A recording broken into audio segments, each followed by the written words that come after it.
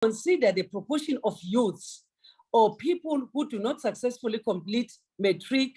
On the other hand, the UNESCO Institute for Statistics defines the dropout rate as a statistic specific to each grade. The percentage of children in grade X and in year R who neither continue to grade X plus 1 nor repeat grade R in year grade X in year R plus 1. There are also different data sources that one can use to measure dropout rates. For example, one can use household survey data, which has the advantage of measuring school-age children who are not attending school, or use a school administrative data. Ultimately, the dropout rate will depend on the definition and the data sources used in the calculation. One highly problematic approach, Chair, that the DA is married to, as I indicated earlier on. They use all the time to make inferences about the percentage of children who drop out before successfully completing matric. So they compare grade R enrollment, perhaps 12 years prior to those learners completing the matric, to NSC in the November examination. This approach is typically arrive at figures between 37 and 42%. That's why you'll always hear them saying, no, the pass rate is not the 80% or 79% as per what the department tells us. The pass rate is 37% because they just compare it as is. But this approach is not very correct for several reasons. Number one, the numerator, number of NSC passes is too low. And number two, the denominator, which is grade 1 enrollment, it becomes too high. The numerator is too low because it excludes supplementary June examination or the multiple examination opportunity that we always explain in this house that started in 2015, or other equivalent TVET qualifications and not reported in the NSC report. Not only TVET, any other FET. Meanwhile, the dominator grade enrollments becomes too high. The high levels of grade reputation cause an effective double counting of grade 1 enrollment. Imagine, Chair, if 100% rate reputation, the number of grade 1 enrollments would be twice the size of a potential matric cohort. Grade reputation in grade 1 and grade 2 is estimated to be around 17 and 12% respectively. However, NSC passes are only counted once. Other less significant factors lead to bias in this calculation, such as child deaths between grade 1 up to grade 12. Chair, the analysis of household survey data indicates that in recent years, at least 50% of youth complete grade 12.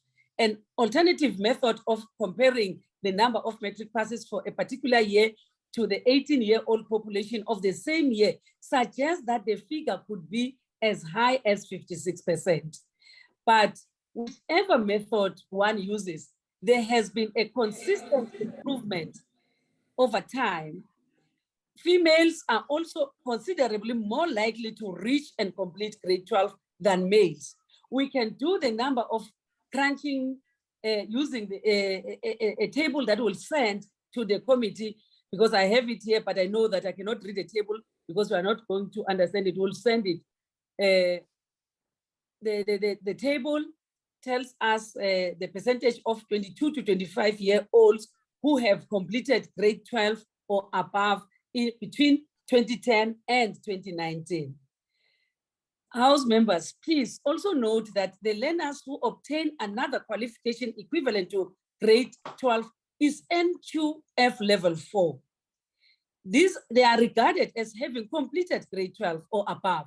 We must ensure that the successful completion of grade 12 must continue to increase. Still, it is worth noting that South Africa's secondary school completion rate is not peculiar among developing countries. According to UNESCO, the upper secondary education completion rate for South Africa has been similar to that of middle income countries such as Tunisia, Egypt, and Uruguay. So, House Chair, analysis of household survey data indicates that in recent years, at least 50% of youth complete grade 12. Another way of measuring dropout rates is to look at the percentage of learners who drop out after each grade. The best available estimates of dropout rate by grade are derived from using GHS data. The table that I will also send again show the dropout rate and survival rate for two different age cohorts. Those born during 1985 to 1987 and surveyed between 2009 and 2011, and those born during 1993 to 1995, and these were surveyed in 2017 to 2019. These two age cohorts provide a justifiable comparison across time because the individual would have been the same age when surveyed between 22 and 26 years old. The specific cohorts were chosen because individuals aged between 22 to 26 years would have been old enough to have completed school when the GHS data was collected. We will therefore be able to gauge the percentage of them that finish their schooling and at which grades. The survival rate is the table that the percentage of individuals who reached each grade. The rate was then converted to show the number of individuals out of 1,000 individuals who reached each grade. It was also possible to calculate the percentage of all individuals reaching particular grades to then drop out before attaining the next phase. Honorable Chair, please note that the several years of data have been combined for this analysis to ensure sufficient sample sizes in each of the cells. It is also important to note that this method provides the most reliable estimate of dropout rate by grade. Nonetheless, it does not reflect the dropout rate per that happened in a particular year. The data may have been collected from 22 to 26 years old in 2017 and 2019, but those youth may have dropped out of school in earlier years. I said there is a table concerning that which will be submitted to the NCOP. House members, honorable members, the dropout picture has not changed significantly when considering the alternative educational paths for various reasons. Number one, completion of NQF equivalent levels is already included in the dropout rate presented in the table that I said we will send. Number two, a small percentage of youths attended TVET colleges. For example, that percentage is not growing, of course, we agree. It's around 2.7% of 18 years old. A minority of youths who do enroll in TVET have not already completed the NSC or higher, minus 18% according to community survey of 2016 and 23% according to the survey of 2019. This is a problem of articulation which the general education certificates may address. Number four, completion rates of TVET colleges are very poor, Chair. Ultimately, our estimates of the percentage of youth obtaining NSC or equivalent don't change much. An action plan to 2024 estimates is 52%. If one only considers NSC and 55%, it includes qualifications obtained at TVET colleges. Honorable Chairperson, international literature on causes of dropout in developing countries like our South Africa points to a range of factors. This includes the effects of household poverty and income shocks. Although non-fee schooling has mitigated this in a way. Household labor and family responsibilities, migration, and health problems. These dropout factors are interlinked, and dropping out is often understood as a series of circumstances rather than an isolated event. In South Africa, the 207 Ministerial Report on Learner Retention highlighted several risk factors. This included social-emotional issues amongst learners, academic difficulties, access to schools in a context of mobility, poor school resources and facilities, and weak teaching and school management.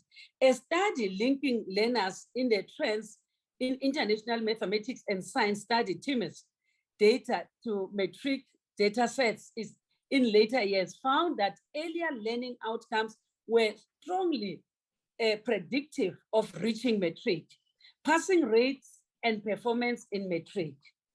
That is taken from our team's report.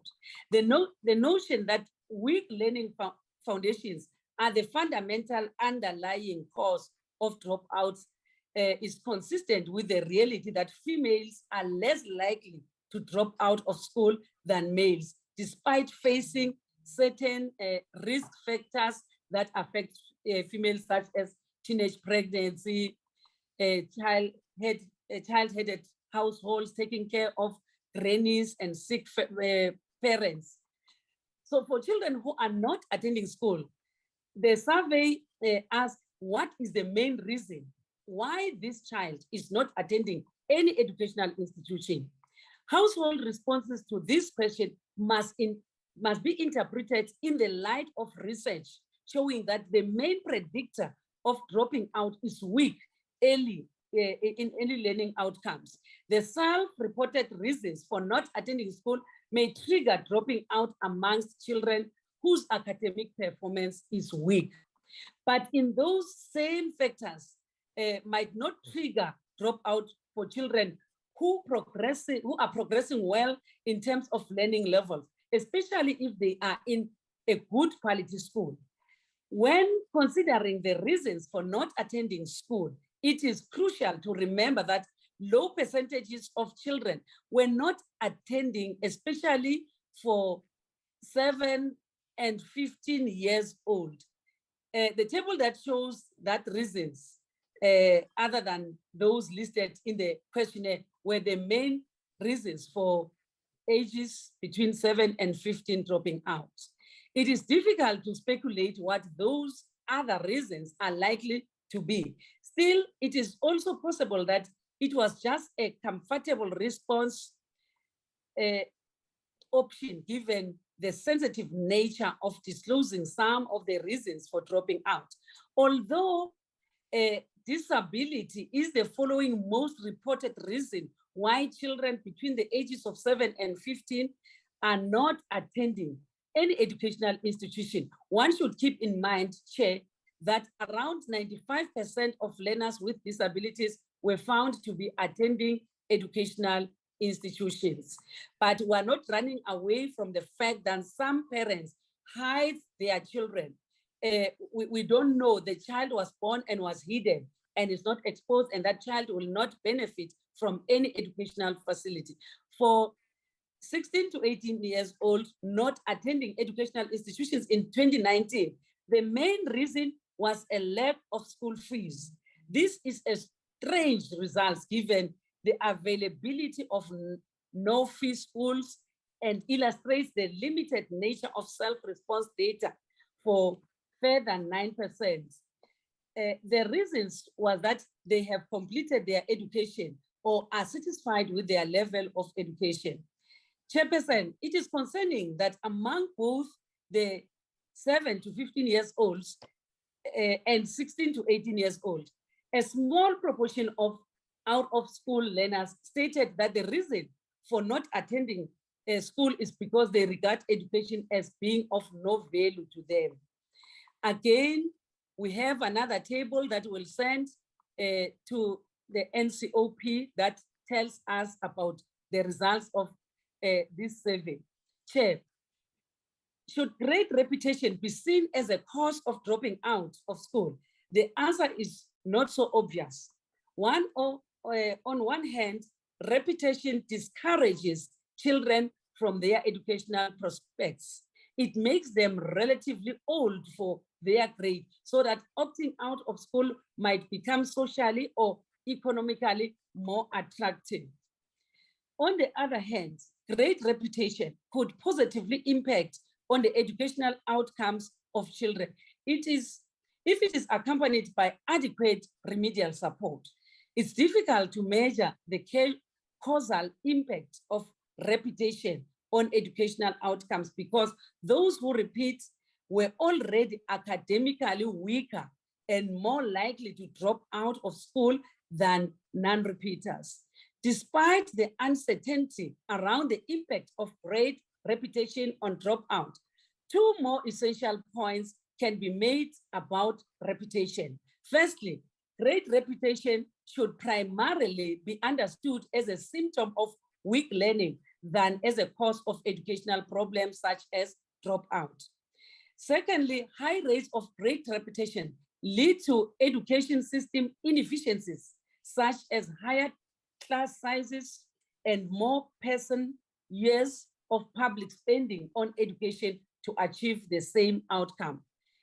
Chairperson, the COVID-19 pandemic has significantly disrupted schooling worldwide, including in South Africa. Over and above the school closure of 2020, even when schools were officially opened, most schools have been implementing rotational timetabling to allow for school social distancing amongst learners. The use of rotational timetabling means that many learners have been attending school 50% of the time or less, even when schools were not closed. This raises crucial questions about the impact of these disruptions on learning, child hunger, and school dropouts. Evidence of the initial impact of the pandemic of these outcomes is beginning to emerge, but perhaps the more pertinent question is what will be the long-term impact on the children who have been affected in the 2020 and 2021 academic years.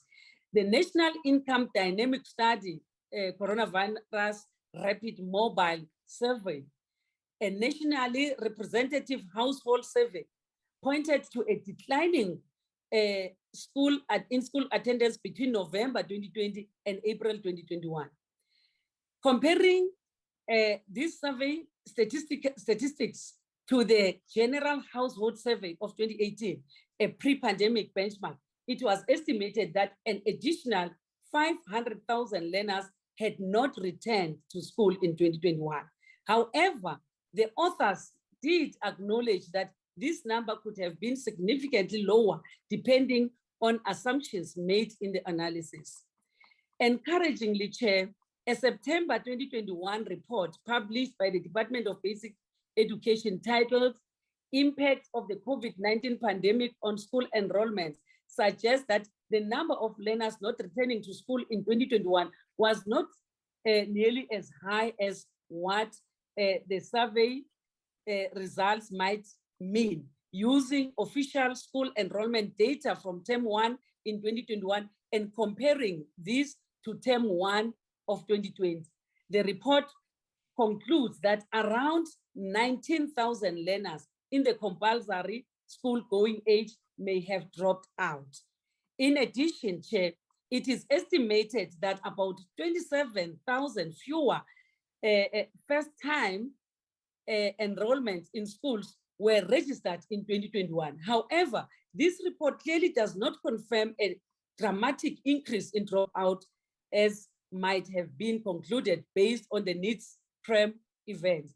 Even if we are not exactly sure how many children have dropped out of school already due to COVID-19 pandemic, it is safe to conclude from the available evidence that school attendance has been seriously affected by the pandemic. Clearly, this level of disengagement presents a risk of learners ultimately dropping out of school altogether. More learners than usual may drop out of school soon due to disengagements, mainly throughout 2020 and 2021. However, in the medium to long run, the greater risk of dropping out remains weak learning foundations occasioned in this case by loss of curriculum time. Chairperson, to deal with COVID-19 related dropouts, the Department of Basic Education has fought to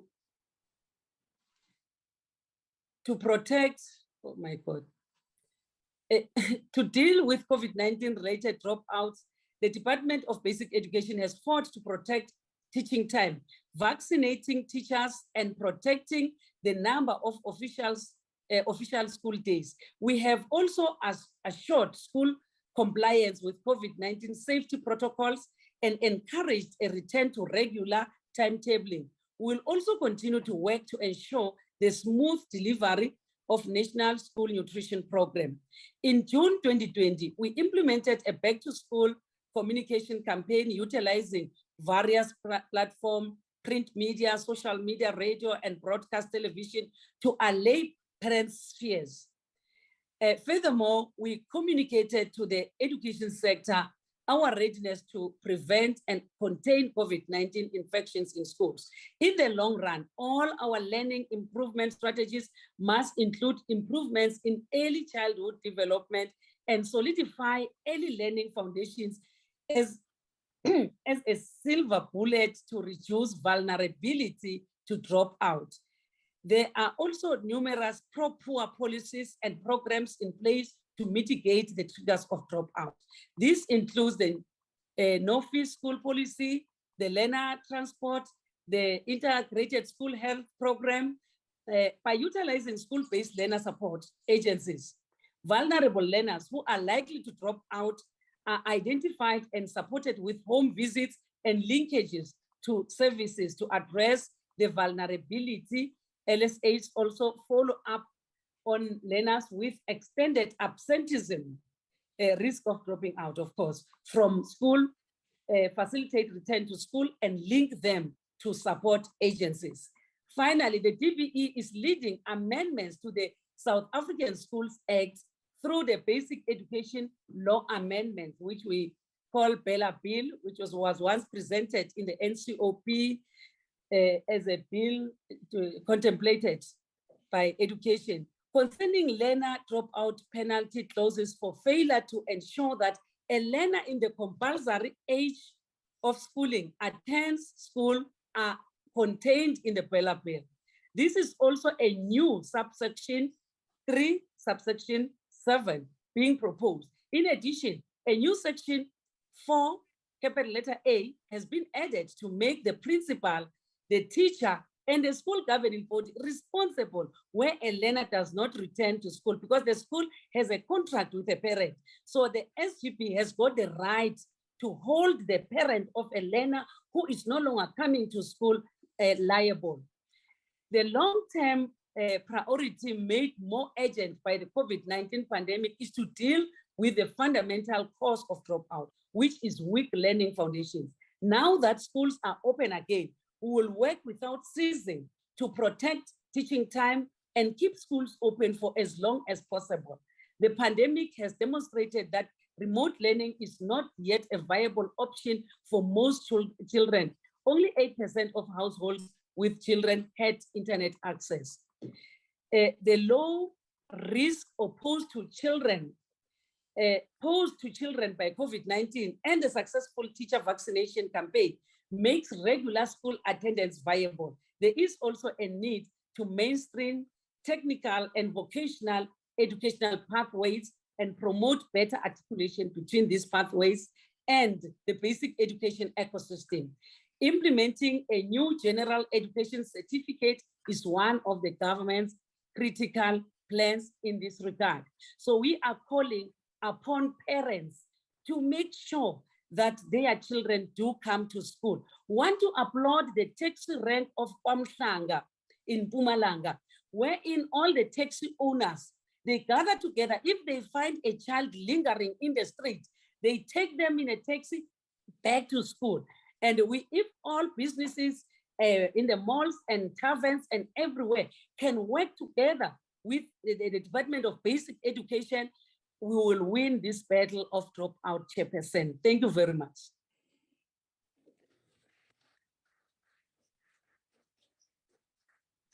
Thank you very much, Honorable Deputy Minister, for a very, very informative presentation. Although there is a lot of concerns that can be raised with regards to the information that we are getting, that is painting quite a bleak picture. And then now we will go to the members that want to ask questions for clarity, but also want to make inputs, because I think the end objective of this briefing is not only to and fro, but also to be able as the NCOP to make some proposals to how to develop a comprehensive policy proposal around the issue of dropouts and to provide solutions. I'm rolling my eyes, as you can see, because I want members to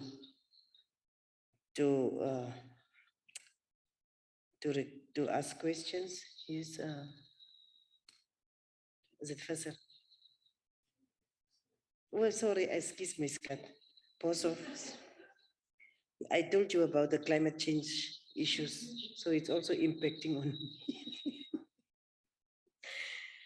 So I'm taking hands from inside the house, and then I will go from there to the platform. I do have something in front of me here so that I can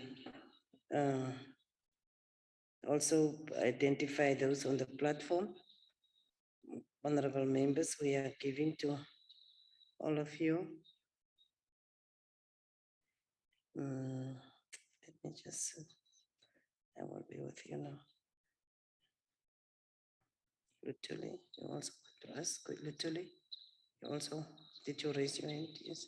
Kenny, are you all right? I have you in Tongeni. I do have you, Paha. I have all of you here. It's just, I have you, Honorable Nana. So who is, I'm sure Honorable Gillian will come back and fight with me if she cannot ask a question. So, but I don't see her here at the moment, and she's supposed to be here inside. So I will also record those on the platform, but let us start with Honorable Christians.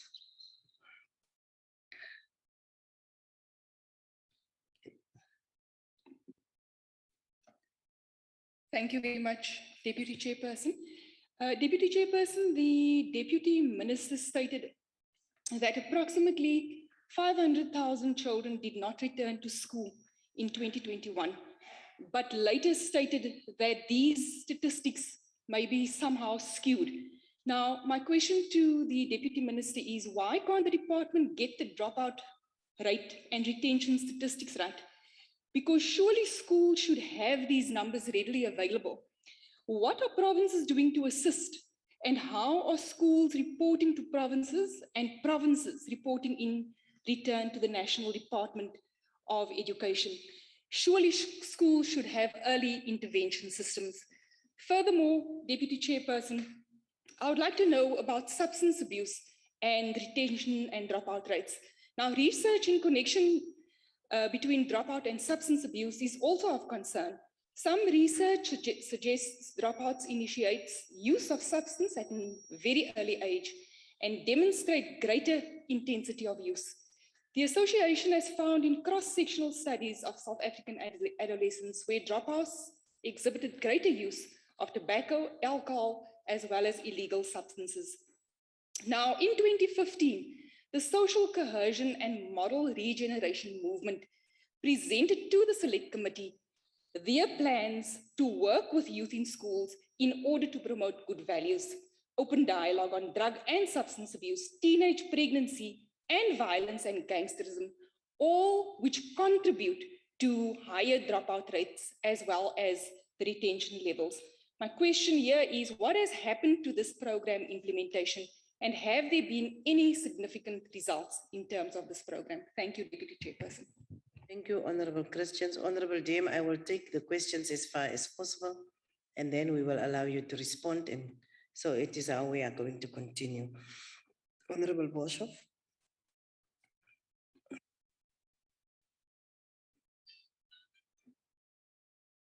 Very Honourable Chair, I have hearing aids that come off when I take my mask off. Experts, Honourable Deputy Chair, have indicated that prior to school dropout, there is a period or a process of disengagement that happens before the learner eventually drops out of school. There are factors that push and pull learners away from school that we can intervene against before it actually turns into an eventual dropout. It is important to understand the roles and the responsibilities of every person who works with children, including parents and teachers and religious and traditional leaders. My question, therefore, is, what is being done at school level to gauge and monitor these factors that lead to dropout? And secondly, how are schools and the Department of Education engaging with communities to work together to come up with interventions that are contextually suitable for the communities in which they live? Thank you very much. Thank you very much, Honorable Boshoff. Honorable Bartlett.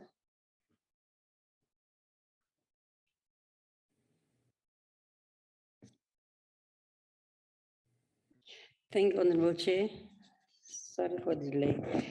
Honorable Chair, I just want to find out from a Deputy Minister, what is the department doing as part of societal mobilization, working with civil society and community leaders, and what has been done, and what was the impact on these programs?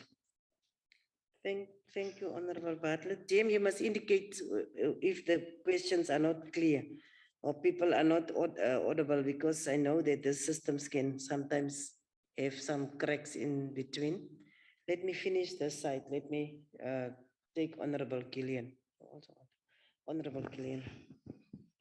Thank you, Chairperson. I want to find out from the DM, how has teenage pregnancy contributed to the learner dropout, and what mechanisms are in place to ensure that learners don't drop out during and after the pregnancy? And secondly, certification of grade 9 is important in mainstreaming learners to further training opportunities. School leaving certificates from transition to FET, and also the development opportunities. Can the certificate, my eyes, sorry. Can the certificate contribute positively in managing the dropout rate? Thank you, Deputy Chair. Thank you, Honorable Gillian. I will start the side with Honorable Nana. I will come back to you, Lee.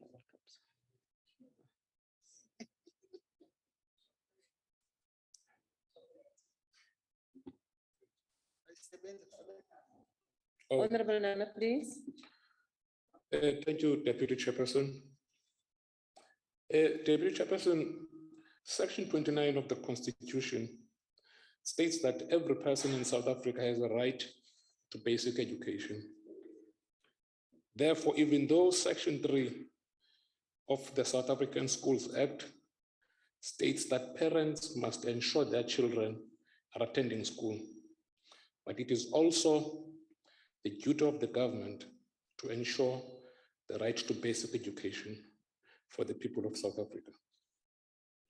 However, in recent study conducted, it has been shown that too much decision-making has been devolved down to the teacher level, and that monitoring mechanisms are inadequate, which is likely to result in vastly diverse learning outcomes across the country. Teachers cannot be expected to be social workers and psychologists as well. Therefore, what mechanisms, Deputy Minister, have been put in place to support teachers to do their work and not additional burdens of social issues? Does the department have any well thought out monitoring systems and more realistic and comprehensive plans in place that will allow teachers to focus on their primary job, which is teaching and learning in the classroom, and provide relevant support to deal with social issues? Thank you, Deputy Chair. Thank you very much, Honorable Nana. Honorable Ndongeni. Thank you, Deputy Chairperson. Deputy Minister, to what extent has the coronavirus pandemic schools closures contributed to the learner dropout? The second one, noting the increase in dropping out since the advent of the coronavirus pandemic in 2020, to what extent have these learners re-enrolled during the 2021 academic year? Thank you. Thank you, Honorable Ndongeni. Honorable Lee.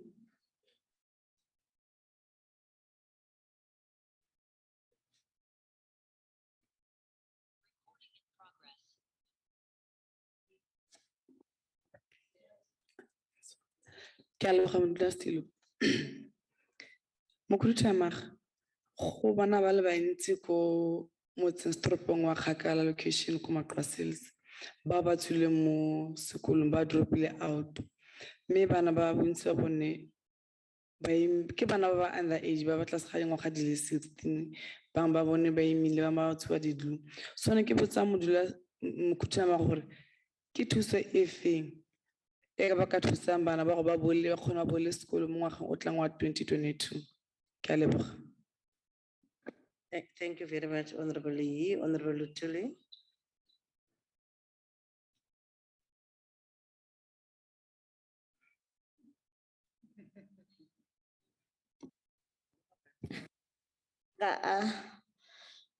Sekela Sihlalo, mhlawumbe umuntu akabingeleli.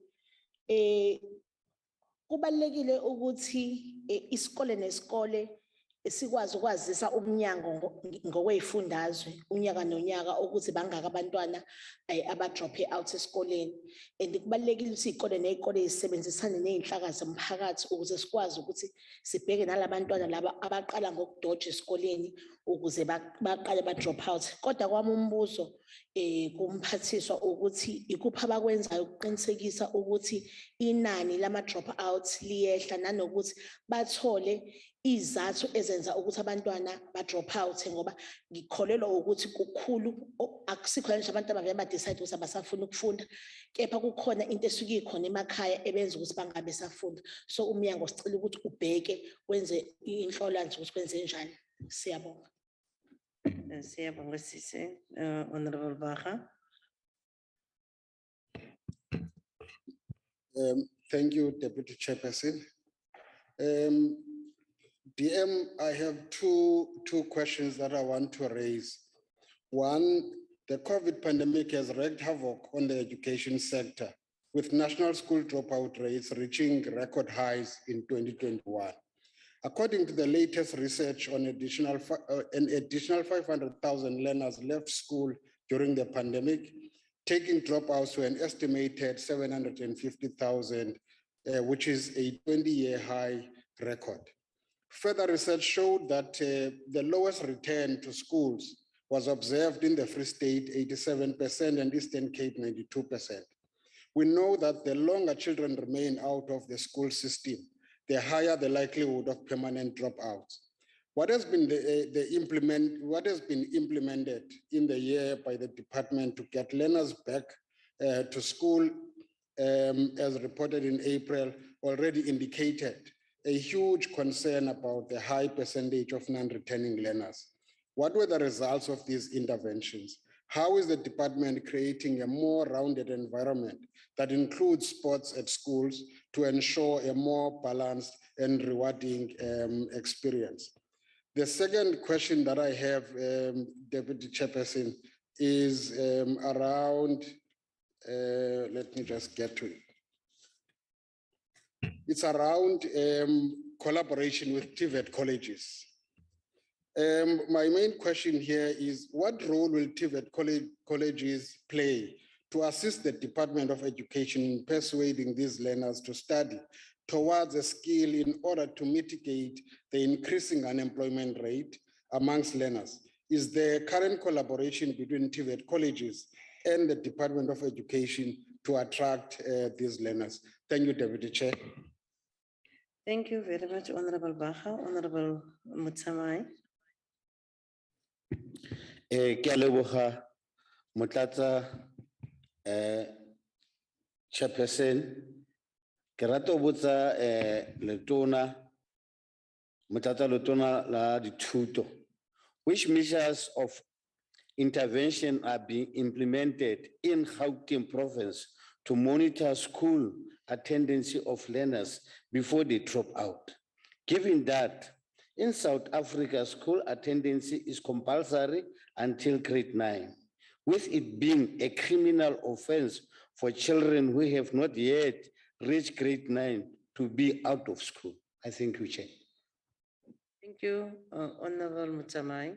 We outlaw what we should outlaw. Honorable Mushodi. Thanks very much, Deputy Chair. Let me start to welcome the presentation from the DM. My follow-up question is, some of the schools in the rural areas face a challenge where teachers are absent from the school without valid reason, DM, for days and weeks. And most of these schools are understaffed. My follow-up question, DM, is how can the department ensure that this behavior amongst the educators are stopped? Thanks very much, Deputy Chair and DM. Thank you very much, Honorable Dango. Thank you very much, Deputy Chairperson. Thank you, DM, for the presentation. Various social and economic factors contribute to learners dropping out, and conflict at family levels affects learners too. So does their experience at school and the school community, which can have factors such as bullying and other abuses. What has the department done to ameliorate and to assist the learners? Thank you very much. Thank you, Honorable Dangor. We've taken questions from everyone inside. I think we will have to take the questions from those on the platform, and then afterwards we will give the Deputy Minister and the team enough time to respond to the issues that have been raised. Okay, Honorable Nkosi, I didn't see your hand. I'm very sorry, but I allow you because you will be the only one in the house that they haven't asked if you don't ask.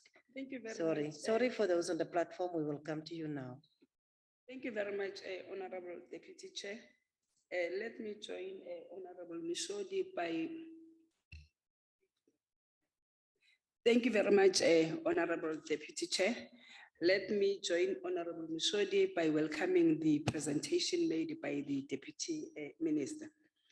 Deputy Minister, psychosocial support is a critical need for learners as they experience various challenges given to scholars sufficiently by social workers.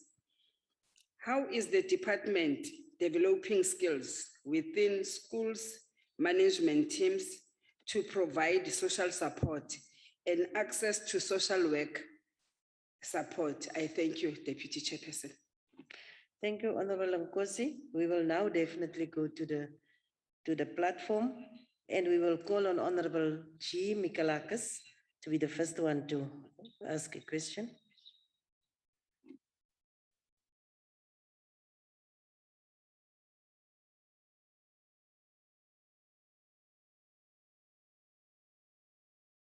Honorable Mikalakis. Okay, Honorable Boshoff.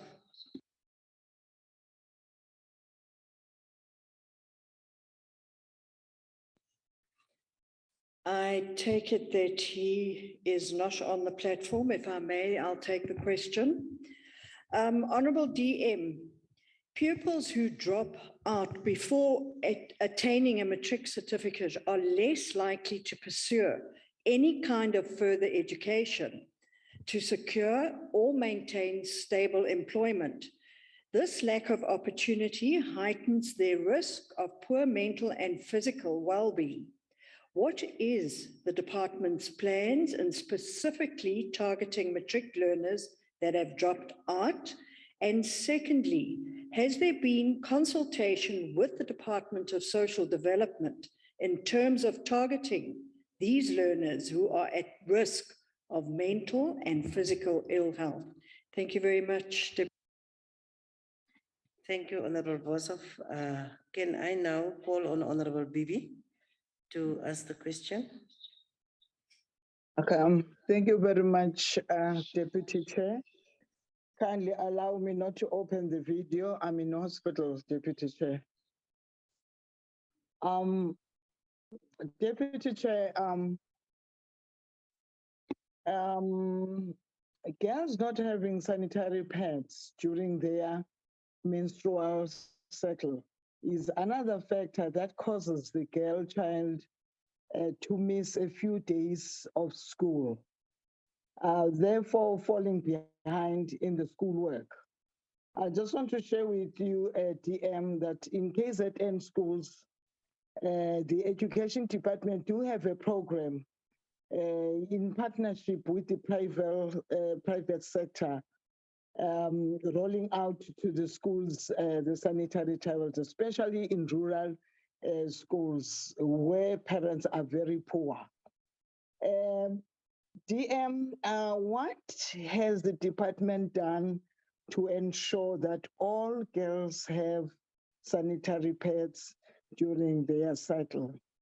Thank you very much, Deputy Chair, and thank you very much, DM. Thank you. I hope it was quite clear, but we could hear the question. I didn't hear the introduction. So we will now call on Honorable Arnolds. Thank you, Deputy Chairperson. And good morning to all the members.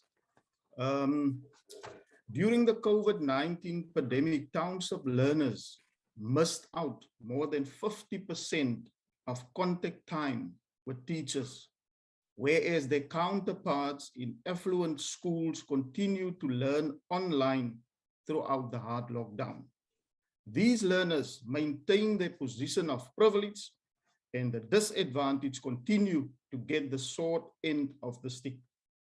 Now, Deputy Minister, as long as inequalities exist in the education sector, economic inequalities will persist. Now, research shown that one of the best ways to prevent dropout is through effective monitoring systems that will be able to track learner progress and to alert officials when learners are at risk of dropping out. Why are we not getting it right to have a system, an effective monitoring system to prevent school dropouts? Thank you, Chairperson. Thank you, Honorable Arnolds. Honorable Mtetwa, are you there? Honorable Mtetwa? If not, can we then go to Honorable Moima? Yes, Deputy Chair, I'm already covered, Chair, on my question. That's Honorable Mtetwa. Thank you. Honorable Moima?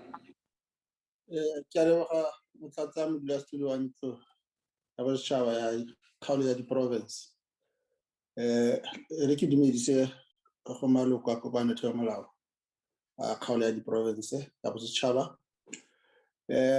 Good morning, Deputy Minister. Mine is clarity questions in terms of the work done by both the Department of Basic Education and Higher Education, particularly given the importance of pathways and career development at an early stage of learners to enhance the orientation of learners. This appoint DM is informed by our realization that lack of knowledge of skills development opportunities, but more than that, also possibilities and opportunities has been cited as a critical component that lead to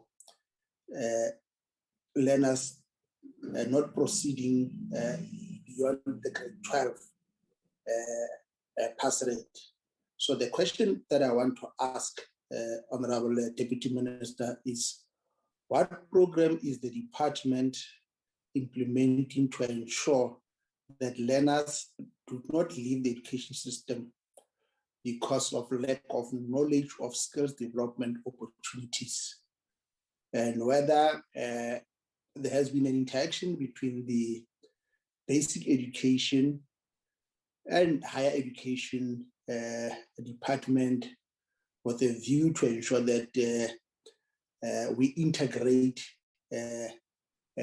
pathways and career development in the form of career counseling, but more than that, to ensure that there is a systemic way of popularizing opportunities that are there within our careers to our learners. Thank you, Deputy Minister. Thank you, Deputy Chairperson. Thank you very much, Honorable Moimang. Honorable Sheikh. Thank you very much, Deputy Chairperson, and greetings, Deputy Minister. Deputy Minister, my question relates to learner dropout due to incompatibility. And what I'd like to know is, how can mainstreaming capabilities and strengths of learners, the increase in specialization, the three-modal system, and more focused schools, how can these create options and or harness the capability of learners so as to avoid learner dropout due to incompatibility? Thank you very much, Deputy Chair. Thank you, Honorable Sheikh. Next will be Honorable Zandamela.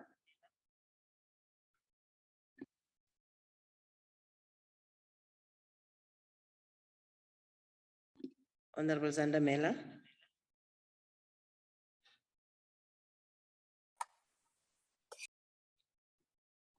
Am I audible?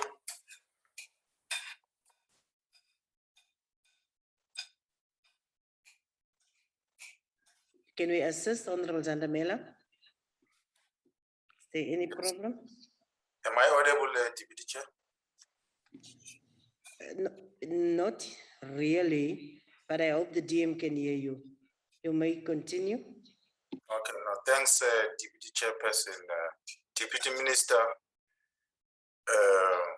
children have been put at a great risk of dropping out of school, lagging behind, losing learning due to various lockdown restrictions which have been imposed with little no knowledge behind them.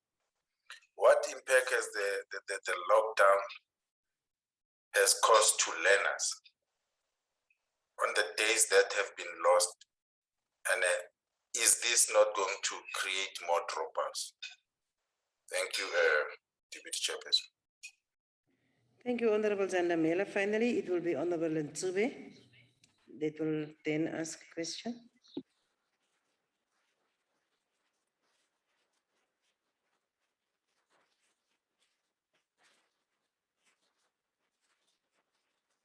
Honorable Ntube.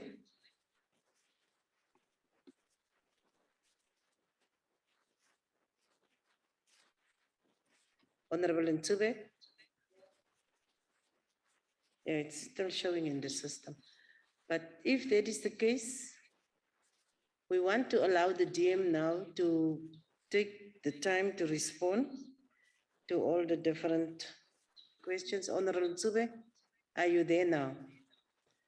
Can we get your question before we go to the DM?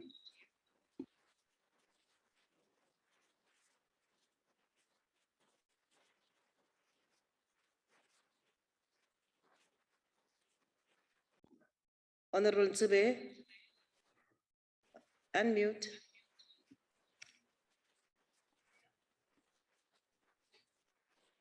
is there, is unmuted, his video is open. So we're just waiting for the question.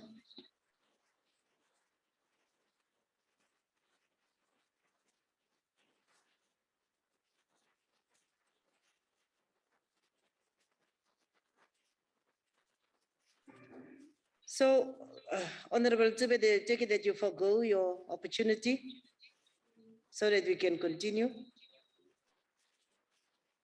So, Honorable Deputy Minister, I hope there won't be interruptions. That is why I'm trying to make sure that everyone asks the question. So when you start that, you can get the flow of your response and there should not be interruption.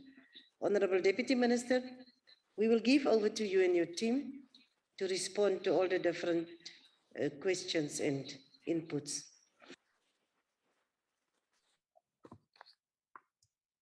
Chair, thank you very much for the questions and the comments by members. Just before I allow my team to assist in the responding to questions, Chair, I read about comparing the National Income Dynamic Study Corona Rapid Mobile Survey, which is abbreviated as NEEDS-CREM, a nationally representative household survey pointed to a declining in school attendance between November 22 and April 2021. And that, again, I say it was estimated that an additional 500,000 learners had not returned to school in 2021. Chair, this is a misspell. The number is 200,000, not 500,000. I want to put my sincere apology on that because it's a misprint because I had to check to my records here. It's not 500,000, it's 200,000 learners who did not return back to school. I am with the acting head of department and the chief directors. I don't know if the system allows them who can, my thing is falling apart, yeah, to can participate. If the system does allow them to participate, Chair, I will appreciate if they start, especially on the technical questions, then I will come and round up.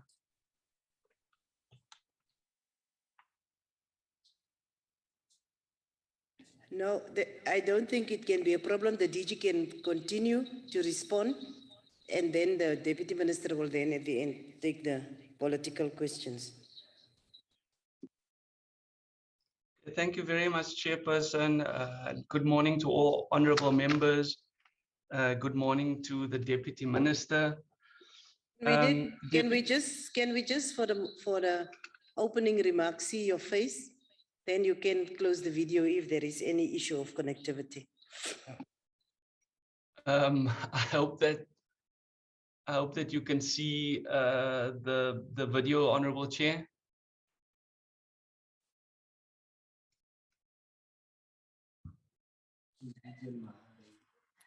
There is nothing on the video. Chairperson, can I continue? You may continue. Yeah, we need the content. Okay, no, thank you very much, Chairperson. So I'll try and cluster some of these questions and attempt to address all of them, and then hand back to the Deputy Minister. Chairperson, there was a question from Honorable Christians around substance abuse and dropout. Certainly, substance abuse is one of those issues that do contribute to dropout. The extent to which it does, of course, is limited according to the General Household Survey and some of the work that we've done. We have, as Honorable Christians has indicated, we've worked with the moral regeneration movement, over a number of years. We've got our own values in education program that we run internally. And of course, those aim specifically to support learners that do find themselves,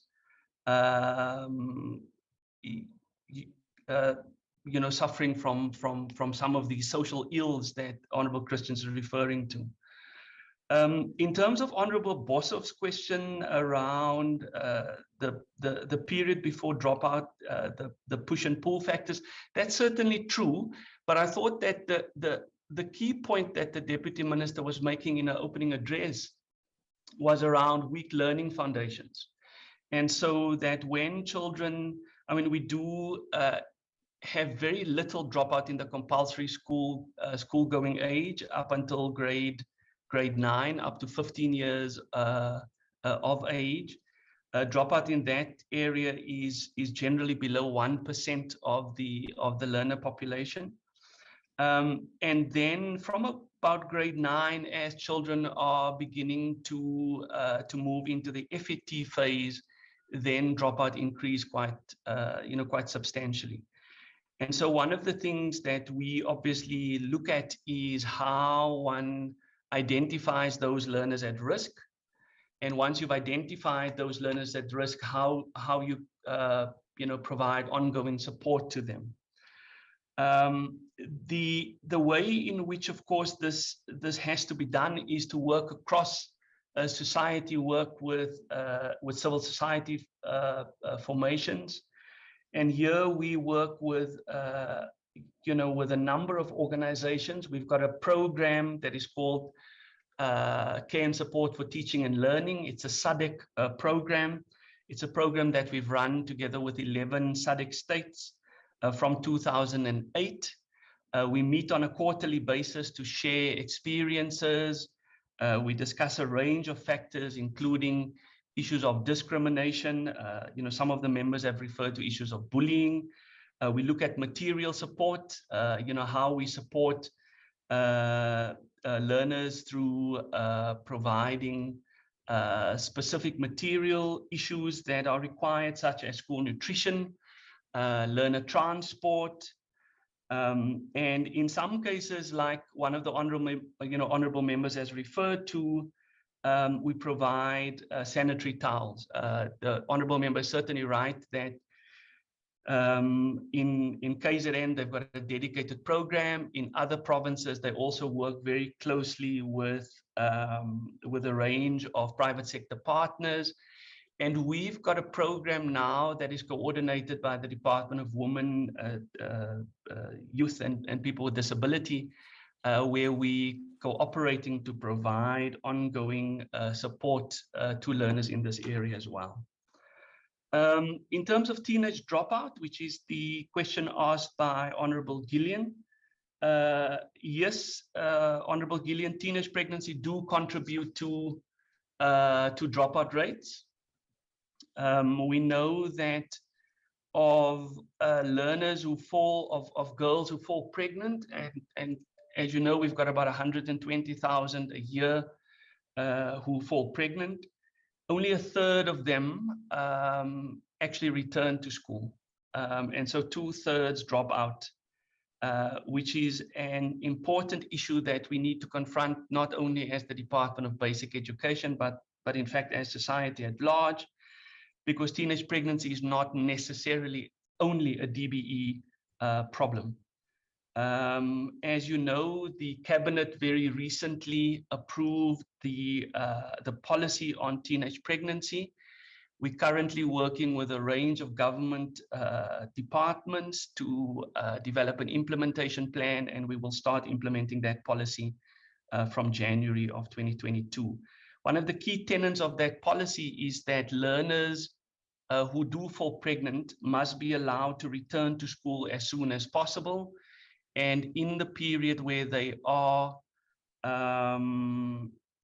off because of the pregnancy, that they be allowed to return, but also that schools provide ongoing educational support to them during that time.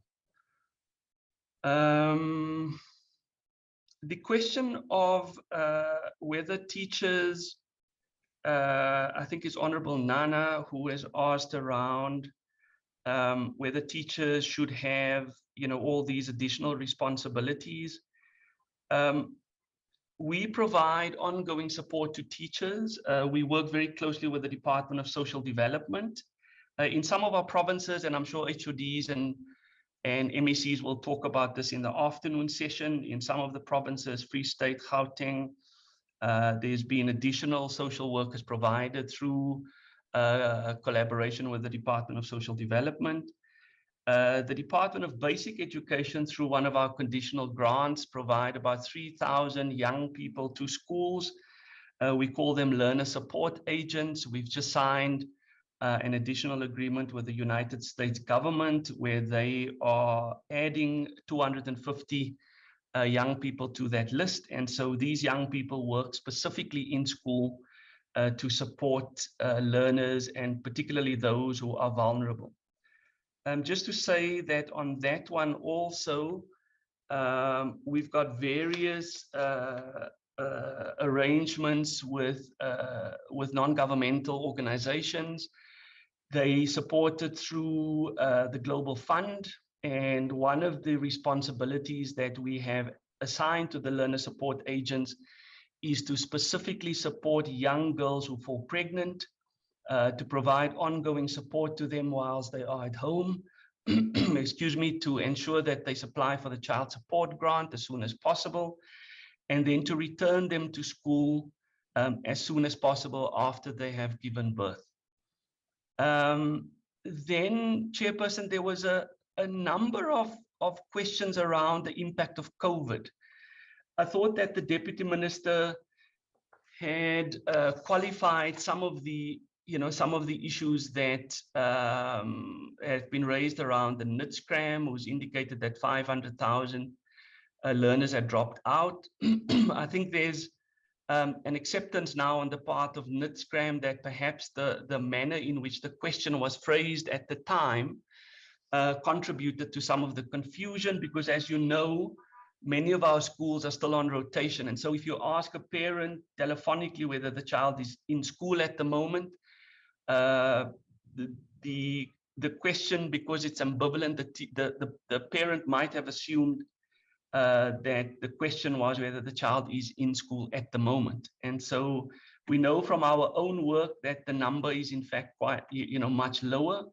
And we also know that in 2021, it looks like we've had a drop in enrollment for grade 1 across the country.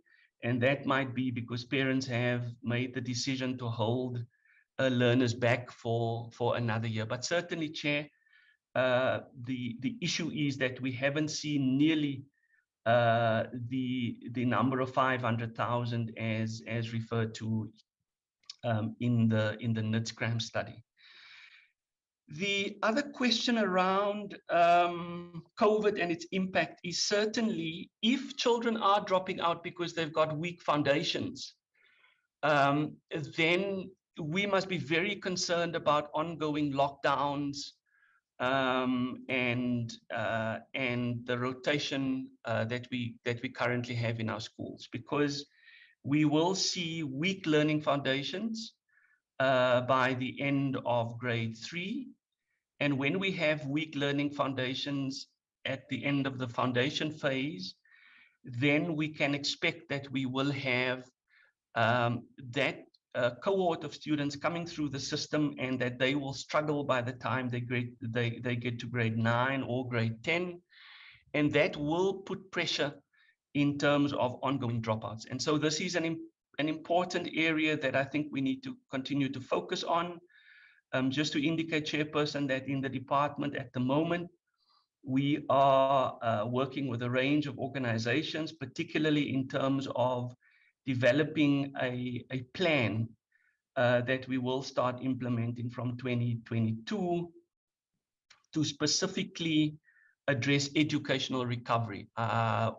Even though we are not out of the COVID woods yet, and we know that we are expecting to have another wave, perhaps by mid-December into mid-January. We are working hard to have a plan in place so that we can begin to mitigate the impact of COVID, particularly on learning losses. And I know that this has been a theme that have emerged across many of the questions that have been asked. Chairperson, in terms of how we're working with the Department of Higher Education, we've got ongoing relationship with our sister department. We, of course, cooperate on a range of issues. Teacher development is one of them, but one of the areas that we do work where, where we work very closely with them on is, in fact, career guidance, to provide support, to make sure that children understand learning opportunities, that they choose the right subjects, that they are aware of some of the educational financial support that government offers through NSFAS, for example. And so that's an area that we continue to cooperate on with them. I'm sure, Deputy Minister and Chair, that Gauteng in the afternoon session will address some of the issues around the measures that are in place, just to indicate that we currently working with civil society as a national department to develop a national toolkit that we want to make available to all schools to specifically address children at risk of dropout, like Honorable Boshoff has said, and then to provide ongoing support to those children to ensure that they are not lost to the system.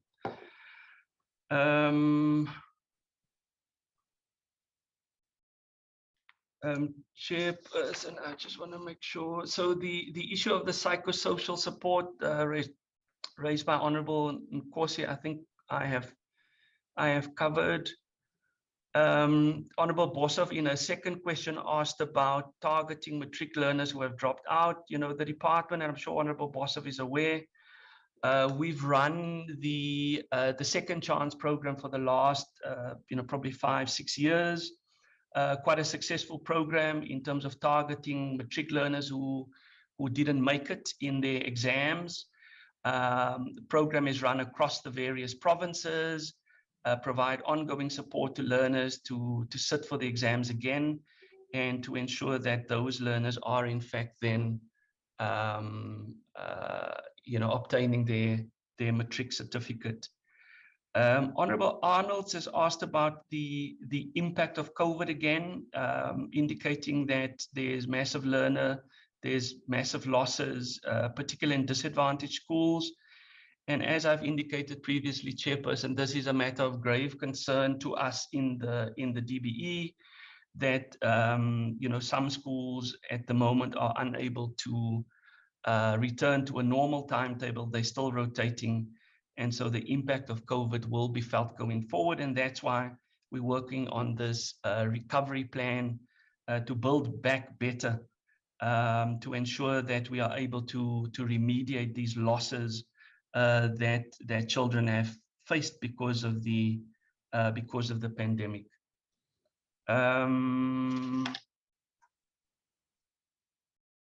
Yeah, Chairperson and Deputy Minister, I think I've addressed most of the issues. Let me now hand back to the Deputy Minister. Thank you, Chairperson. Yes, Deputy Minister, if you may continue to facilitate between the team who is responding.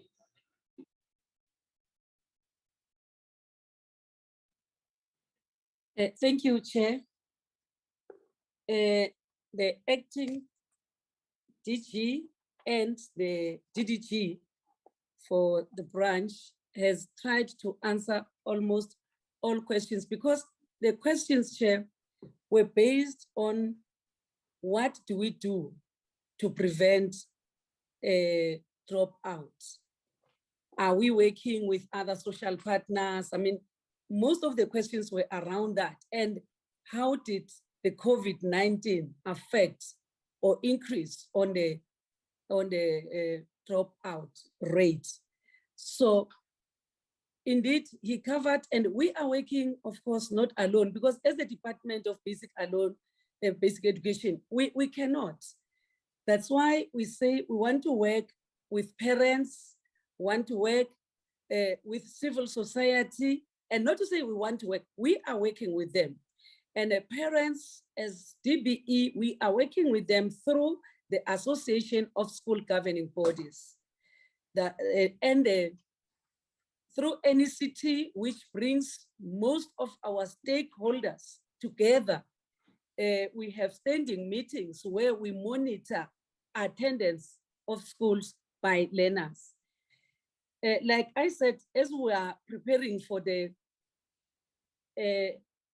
amendment of the basic education laws, we are also looking at this matter, because this matter, the first person who identifies that a learner is not coming to school is a teacher. We are not saying that the teacher must be held reliable and accountable. The teacher must report. As the teacher reports to the principal, then the principal must report to the school governing body, because it is the school governing body that is looking at the governance of the school in general. And it is the school governing body that has a contract with parents to make sure that parents allow their learners to go to school, as it is stipulated in the Constitution that it is a basic right for that learner, but it goes with a responsibility. It doesn't mean that when it is a right, then the department must visit all the houses, grab all the learners that are not coming to school. It's something that needs a collaboration with parents. Parents must stop to be afraid of their children, and even the tavern owners.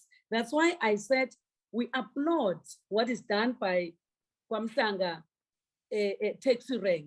So we say, yes, it is the responsibility of basic education to educate learners. It's the responsibility of the parent to bring their learners to school. So the teacher must report that the learner is not coming, and the principal must report to SGP. SGP must take parents to task, because they have accepted, they've signed the policies of they know the policies of the school, they know the code of conduct, everything. So the parents have signed that they will allow their children to come to school every day. So that's why I say we cannot relieve them 100%. On the issue of drugs, yes, it's true that some of the learners is because of drugs. We can call it nyaupe, we can call it glue, because some will be smoking glue. That's why this question came in different forms. We are working closely with the Department of Social Development, because it is this department that has been given that mandate. And that's why they have come up with the National Drug Master Plan. And they are not working alone. They also work with SAPS. That's why they do go to school to do random search and whatever for what might be not expected for learners to bring to school. So they are not working alone. That's why it's a collaboration of education, health, social development, and SAPS. So even in provinces, it is like that. So on issues of sports, remember, due to the lockdown and due to COVID-19, we could not allow sports to continue, like even sports in general, and the Department of Culture, Sports and Recreation. All sporting activities were banned for that particular period. There was a time where we opened sports in schools, but the rates of infection, when it went high, we also again barred sports to be implemented. But now all sporting activities are opened at schools. So yes, it's a fact that they should not only play sports at school, they must also play sports in communities. I'm not here, I don't want to complain and lament. We always complain about schools in rural areas that they do not offer sports. We have a very serious challenge, which we expect members to also work with us and help us in the rural areas, because what traditional leaders know is to allocate sites and nothing else.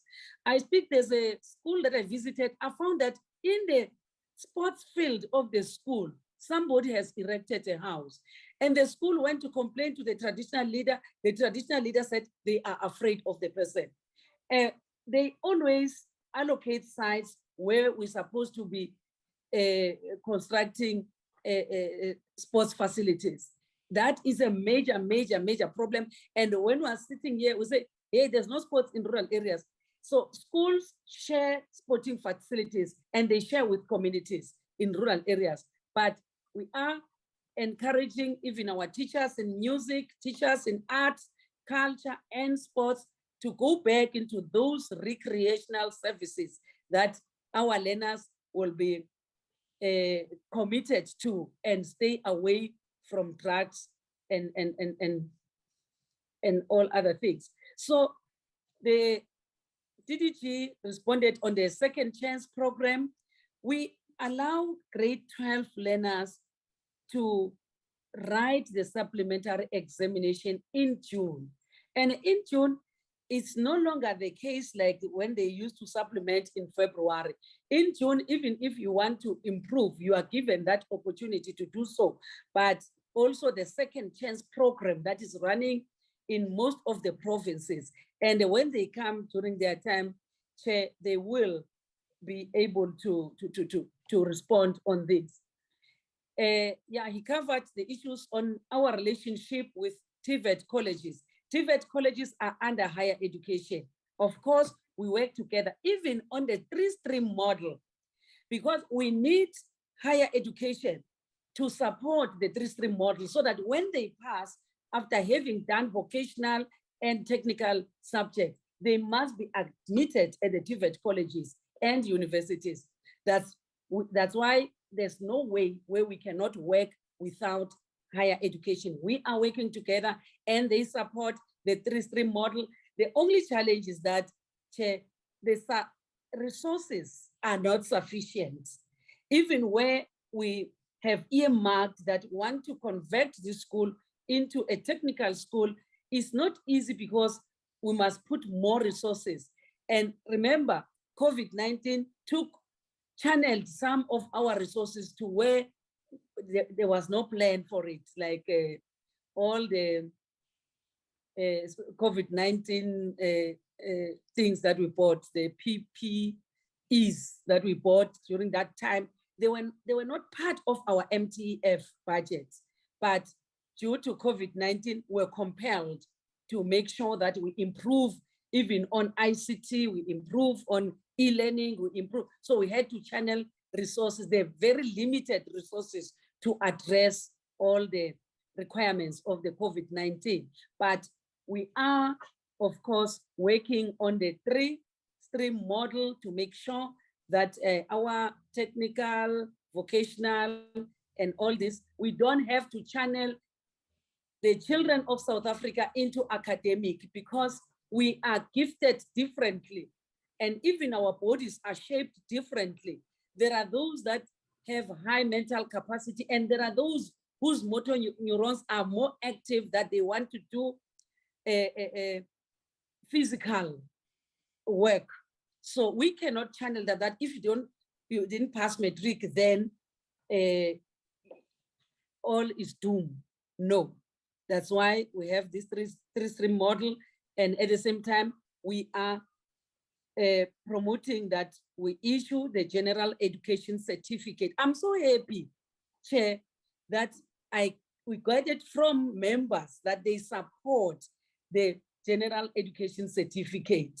And if members are supporting that, it makes it easy. Remember, we're highly criticized that we say education will end at grade 9. We are not saying that. We say they get certificate, then their choices are opened. Unlike to say, now you move straight to grade 12 where you are going to get your first certificate. So, Chair, on sanitary towels, we are working with the Department of Social Development. And normally, they don't just call it sanitary towels, they call it dignity pads.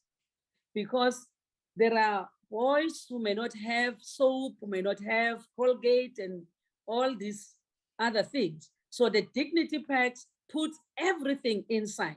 We're not only working with the Department of Social Development, we are partnering with other partners like your Imbumba Foundation, wherein they have also improved because they used to give sanitary towels only. Now they've improved it into dignity packs. And it's open to many other individuals. They are doing it in schools, but we are trying to coordinate it in a way that all our grant recipients must get the sanitary towels, because we cannot say Department of Social Development will do it alone. We must all do it.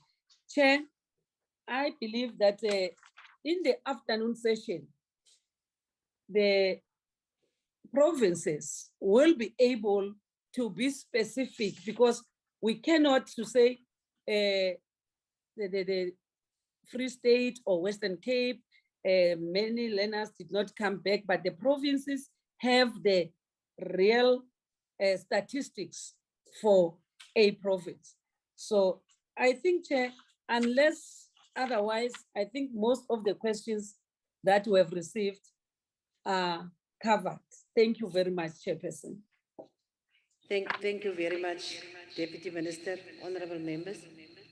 I think they've tried their best to go as far as possible, but we want to encourage committees to take up some of the issues further, and so that we can make sure that we are having the necessary responses to some of the issues.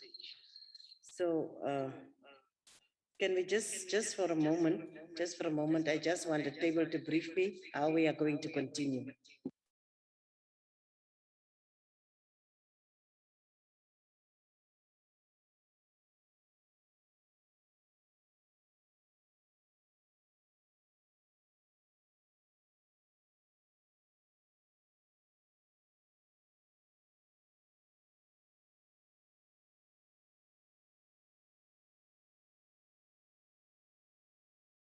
Thank you very much, honorable members. I was keeping my system on to make sure that I do accommodate everyone, but let me go out here so that we cannot have any disturbances. We received a number of apologies from the different MECs of the provinces, but I think we also received some comprehensive responses from the department. And I just want, with the consent of the Chief Whip, request that we continue, accommodate the 2 or 3 MECs that are available, and we don't have the afternoon session, if agreed to by the Chief Whip. Chief Whip. It will assist a lot if we can do it like that. Thank you. None of us here consenting. It seems as if there is general consensus.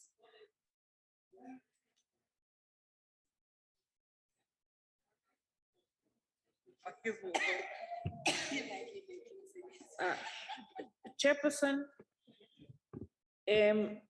yes, I do agree that we continue with the MECs that are here, but also just register a concern that we are in agreement that we need to legitimize these ministerial briefings.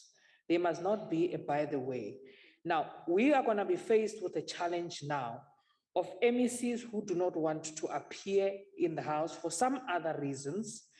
And we are making time as a council to accommodate the entire country to appear before the House. Now, it is a concern from our side to say, how do we move forward if this is now beginning? Because this is the beginning of more of apologies to come in future.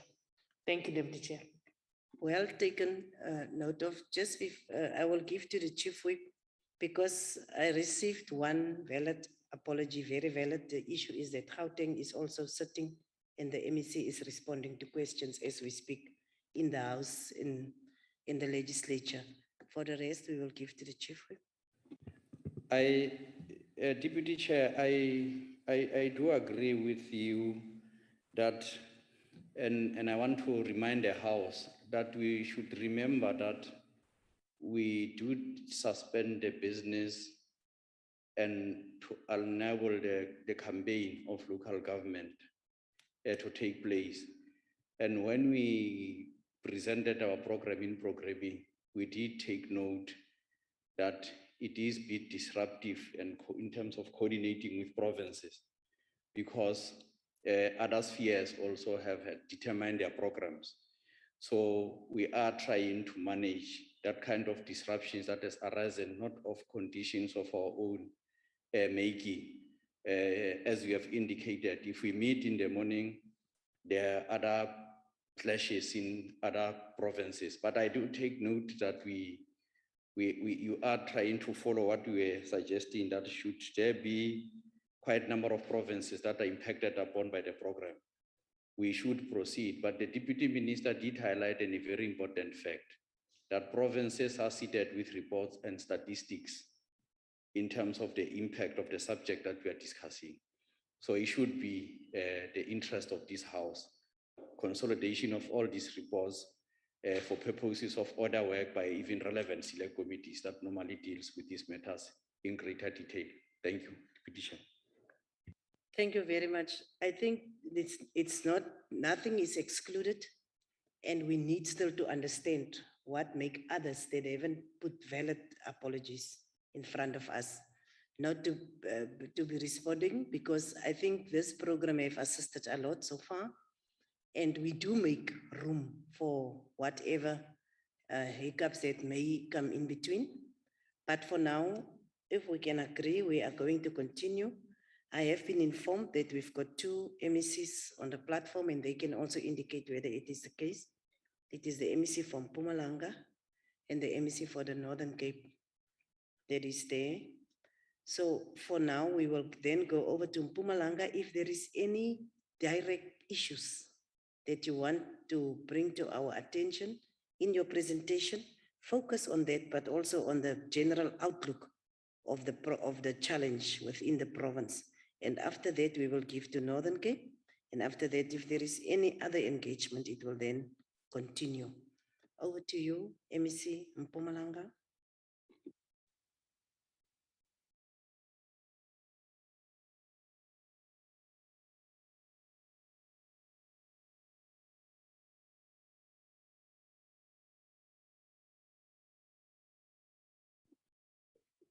Is there anything, is there any challenge? Honorable Chairperson, that's the HOD. I don't know what happened to the MEC, but I'm trying to call him to check if maybe it's a matter of the connectivity. I would call him now and come back. It's the HOD that's speaking. Thanks. HOD of Mpumalanga indicating that it seems as if there might be connectivity problems. Can we, in the meantime, allow Northern Cape then, if you are ready with your presentation? MEC Monakali.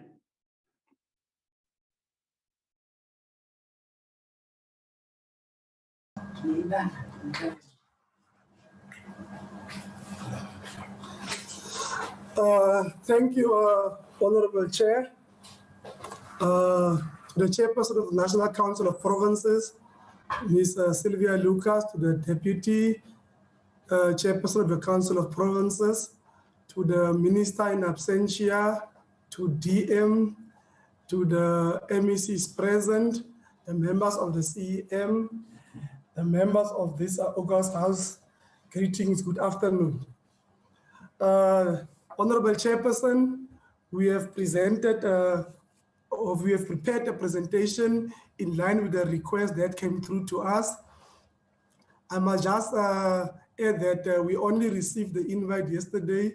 I'm sure the problem was that the NCOP might have had details of my predecessor. That's why we only got the invite yesterday. But nevertheless, we prepared the presentation as was requested.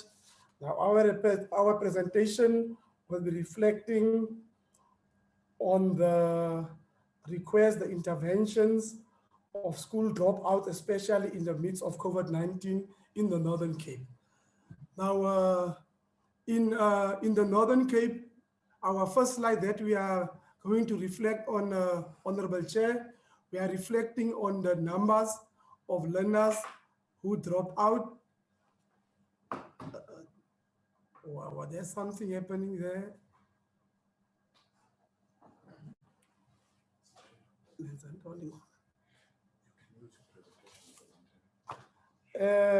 What we have done, Honorable Chair, we have put the statistics as they are from February 2021 up to September 30th, 2021. And we have put the grades there and the number of dropouts, the number of learners per grade in the province, the number of dropouts, and what percentage of learners drop out. For example, in grade 1 for 2021, we had 27,798 learners who registered for the academic year. But from those learners, we had 728 dropouts, which accounts for 2.6% of dropouts in grade 1 for 2021. And we can go grade by grade, grade 2. For example, we had 24,817 learners. We had 380 dropouts, and that accounts for 1.5% of the dropout rate for this academic year. In grade 3, we had 24,098 learners registered, where we've got 289 dropouts, and that accounts for 1.2%. Grade 4, we had 26,112 learners registered. We've got 524 dropouts. That is about 2% dropout rate. Grade 5, we had 24,405 registered learners for the year. We are having 503 dropouts. That accounts to 2.1% dropout rate for grade 5 for the academic year. Grade 6, we've got 23,253 registered learners, and we've got 527 dropouts, which accounts for 2.3%. And grade 7, we've got 23,759. Dropouts account is 842. That accounts for 3.5%.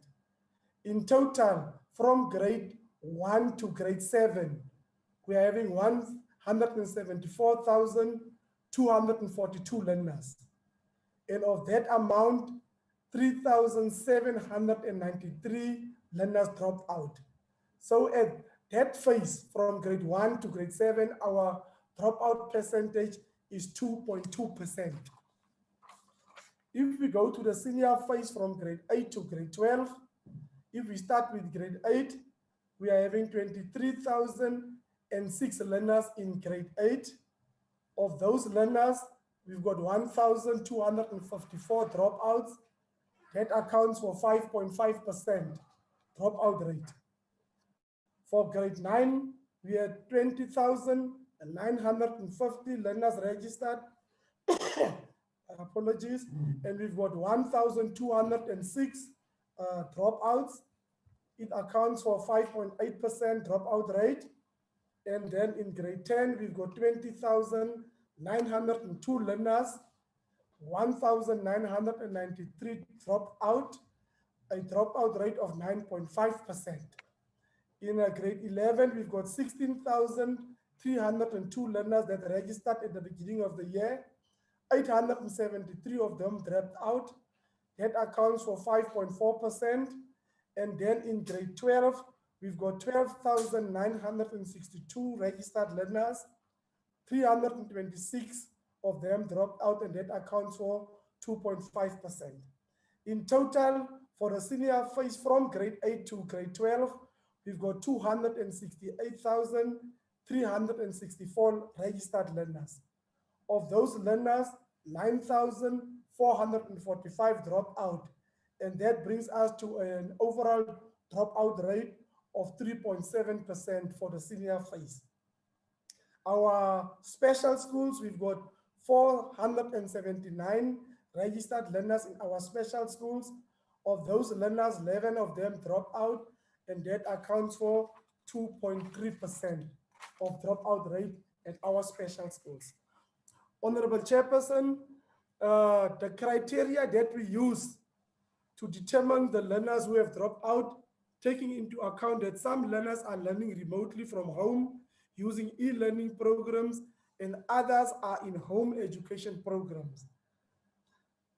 The criteria that we have used to determine that: one, a learner is technically considered to have dropped out if the learner did not attend school for the whole quarter of the academic year. Secondly, if the learner is not registered for homeschooling. And then thirdly, there is no plan for the learner to be taught remotely. Those are the three factors that contribute towards the dropping out of learners in the Northern Cape.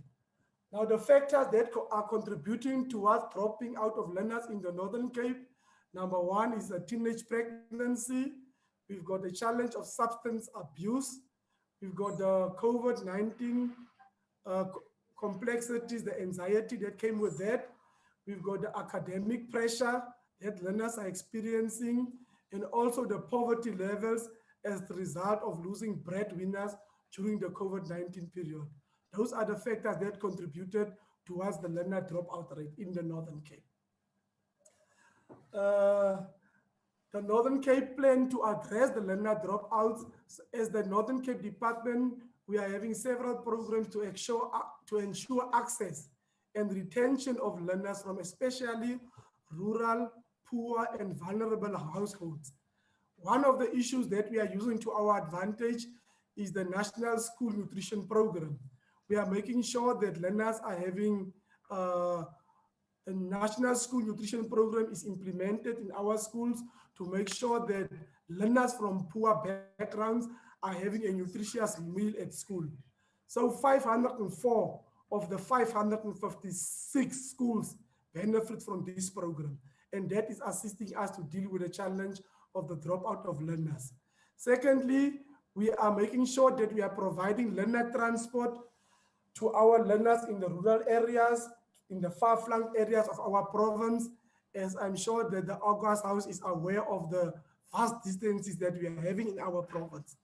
We are providing to learners 24,559 of the 27,256 learners are currently beneficiaries of the learner transport to make sure that these learners don't drop out because they cannot arrive at school. With the new tender for learner transport, all the qualifying learners will again be accommodated in the new academic year to make sure that we deal with the dropout that we are experiencing in the province. We are also having fully funded accommodation for learners in school hostels. We are having about 70 hostels, including 5 special school hostels, in which we are accommodating about 5,000 learners. That is also assisting us to deal with the issue of dropouts so that we can have the learners in our hostels so that they can attend school. We are also making sure that learners are provided with psychosocial support to mitigate the effect of being affected by COVID-19, which include, among others, the loss of parents and guardians and so on. Other interventions that we are engaging in as the Northern Cape, we are making sure that we're having back to school campaigns, which is a campaign that is linked to our 2LTC program, which seeks to make sure that we involve all stakeholders and learners in the process of countering learner dropout. In other words, we are trying to make sure that we make education the responsibility a societal matter and try to involve all the other stakeholders. We are having programs like adoption of schools by MECs and members of the provincial legislature. We've got programs like adopt a COP for the schools, just to make sure we are getting all other stakeholders involved to make sure we counter the dropout that is taking place in the province. Now, these adoptions increase the focused monitoring of school management issues, including learner dropout. We are also having the holding of school camps and lock-in sessions in order to make sure that the academic pressure on the learners is eased in order to minimize the need for learners to drop out as a result of the pressure that they are having on them.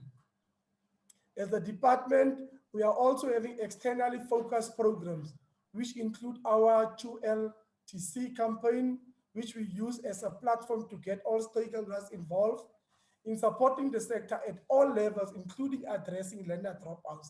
The 2LTC addresses, among other issues, safety of learners, parental responsibility to support their children, and the motivation of learners. Through the functional 2LTC structures, socio-economic challenges faced by learners, teachers, parents, and communities are also addressed.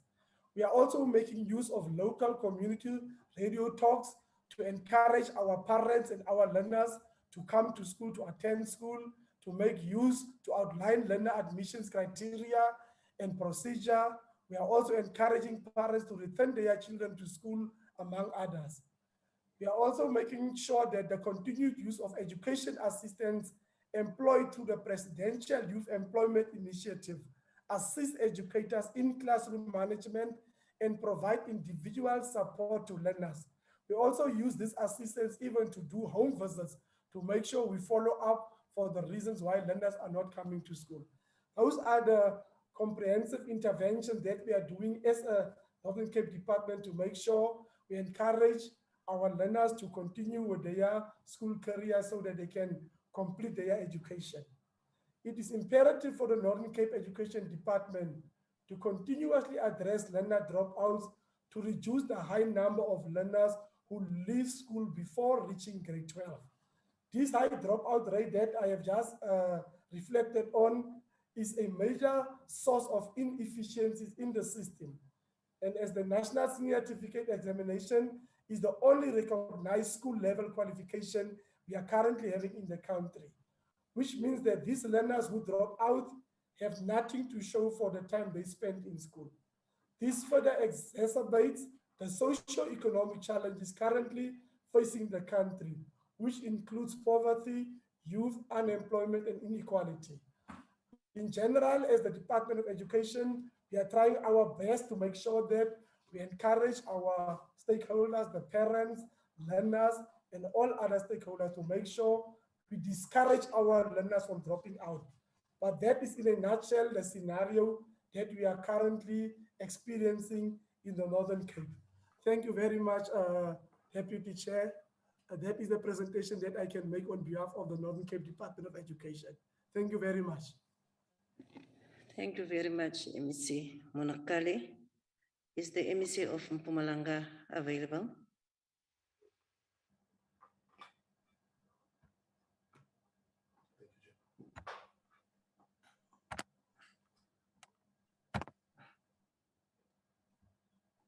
Since the MEC of Mpumalanga is not available, is there anyone that want to engage with the presentation of the Northern Cape MEC?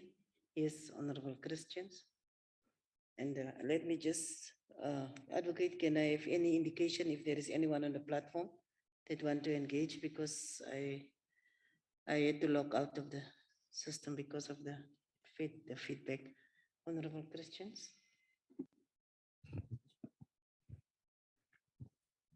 Thank you, Deputy Chairperson. Deputy Chairperson, my question to the MEC of the Northern Cape is specifically on disengaged learners. Now, it is well known that, during the process of disengagement, that the school environment plays a huge role when students drop out or in the event of retaining students. And this includes harmful school environments, which includes bad infrastructure. Now, I heard the MEC speaking about back to school campaigns. However, returning students would find it demotivating to return to dilapidated and broken down schools. That can be very demoralizing to students and to learners. One such example is a school in Kimberley, the Homevale High School, where the school is literally falling apart. There's a bridgeway that is collapsing. All the windows are broken at the school. And I know that the SGB has reached out to the Department of Education on a number of opportunities to come and intervene and to assist the school. So that could be one of the reasons why children do not return to schools.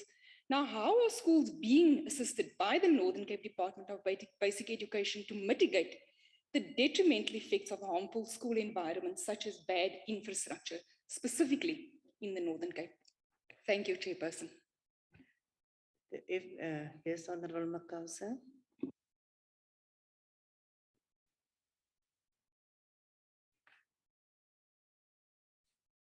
Thank you, Deputy Chairperson of the Council. Deputy Chair, the school dropout in the Northern Cape province is extremely worrisome, and taking into account the number of school kids that are registered, very low schooling population in general in the province. So when you listen to the percentages, almost a quarter of each and every grade are found wandering and roaming the streets of the Northern Cape with a high alcohol abuse and high drug abuse within our communities. The intervention of the Department of Education in this province is not felt at all. It's not seen at all. Given the fact that the province is even pride itself to come here and mention such huge numbers of dropouts. Does this department have a database of these kids that have dropped out? Do they have the history of families, where they're coming from? And what is their plan to bring them back, to get them back into the schooling environment? The Northern Cape is surrounded by mines. The Northern Cape is surrounded by minerals.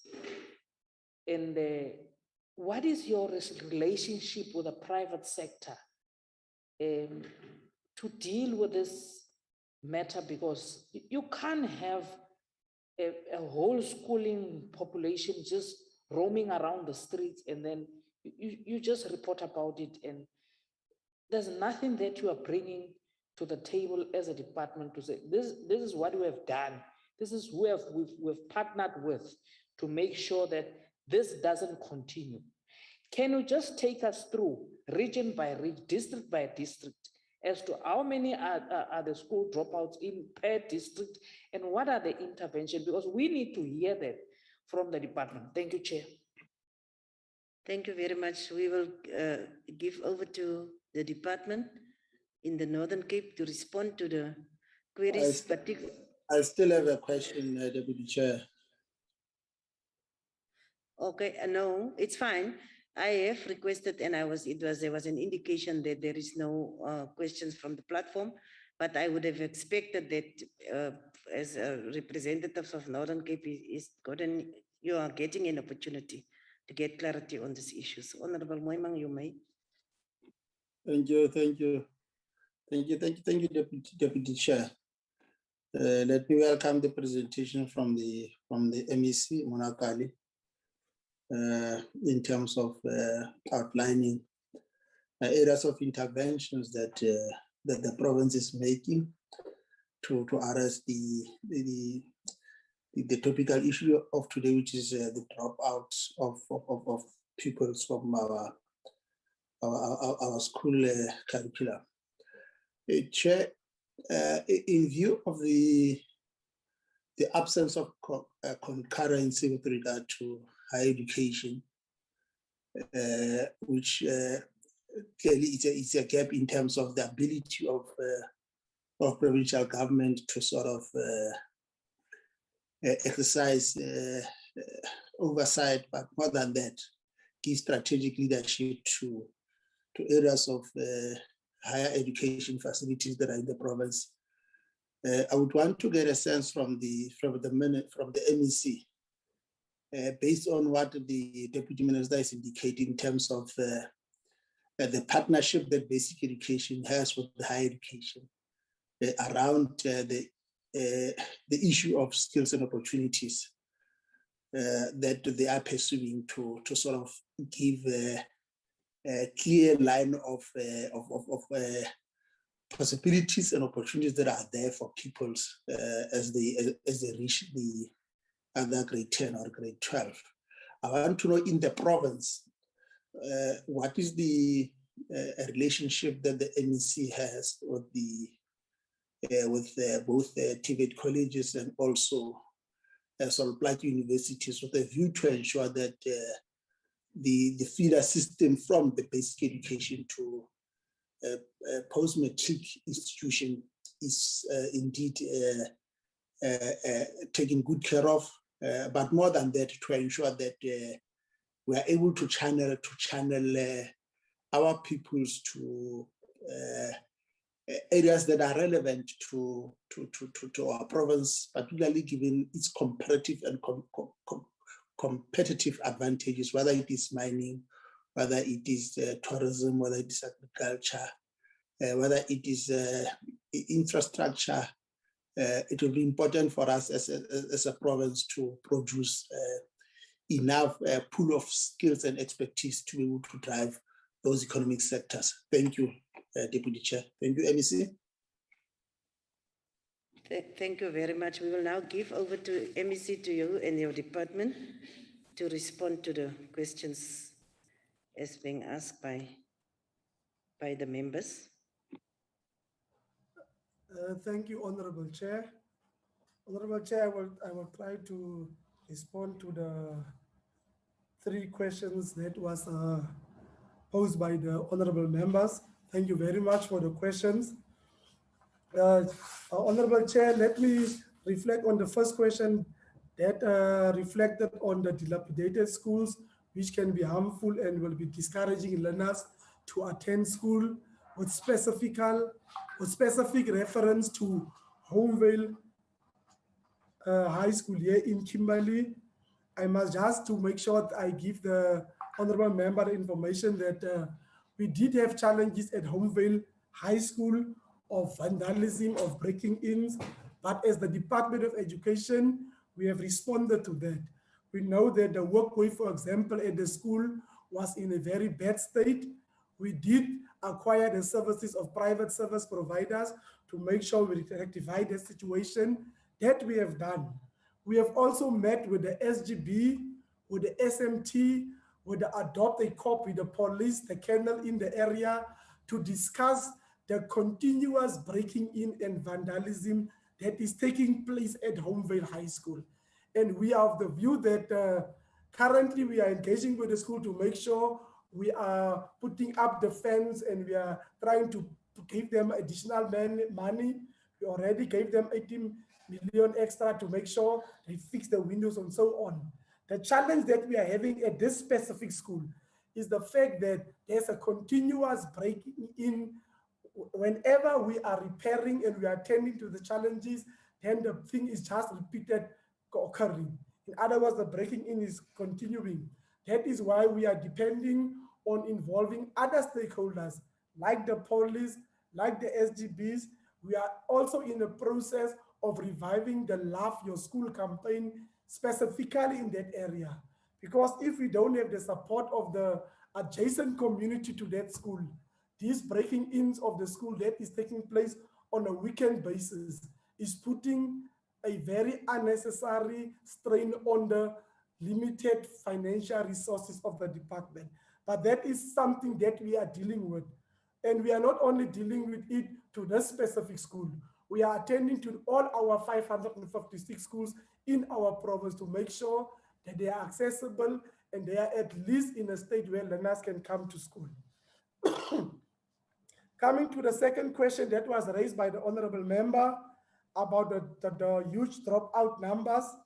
In my presentation, I've indicated that from grade 1 to grade 7, our dropout percentage is 2.2%. And then from grade 8 to grade 12, our dropout percentage is 3.7%. Of course, 1% is a percentage too high and too many. But from where we are sitting as the department, as I've outlined all the interventions that we are doing, we are working with other stakeholders as well. For example, in the area of JTG, for example, we are partnering with SIOP in the area. we are getting additional support, especially in the Kuruman area. They are assisting us to make sure that we encourage our communities, we support our communities so that our learners can come back to school. At this point in time, the request for a district database and on the history of the families, I won't be able to present that now. If that is needed by the August House, I think we can provide that as we can go going forward. We are going to provide that in a written response to give the specific numbers per district and what the interventions that we are doing in those specific areas.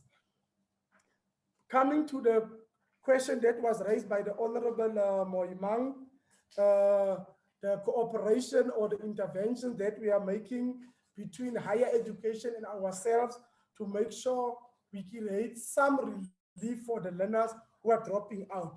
What we have done, honorable members, there's a skills training program that we have launched together with the Sol Plaatje University, which is a pipeline program which is aimed at learners from grade 10 to support them so that they can have better outcomes, so that their outcomes can put them in a position so that they can be accommodated at the university. But all the interventions that we are doing, we are recognizing the fact that as the department, we need all the other relevant stakeholders to work together. That is why we are heavily depending on our 2 LTC interventions. We are heavily depending on our SGPs and our local structures in our communities to assist us with this challenge that we're having of dropping out. Even if we are having a dropout of 2% and 3%, we are still trying our utmost best to make sure that we encourage our learners or discourage our learners to continue with the dropout rate. Those are the issues that I think I can reflect on at this point in time. Thank you, Honorable Chair.